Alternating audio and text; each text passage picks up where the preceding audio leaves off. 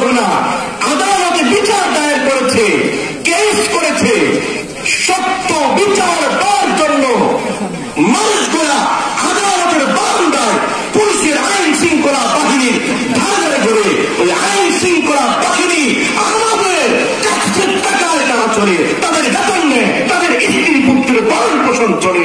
তারপরে ঘটনা সত্য, মুসলমানদের হিন্দু কর্তৃক অত্যাচারিত হয়েছে, নির্যাতিত হয়েছে।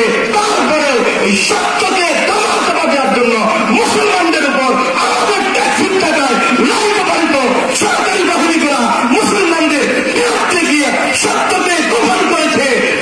মুসলমান চিৎকার দিয়ে বলো। সম্মানিত হাজির,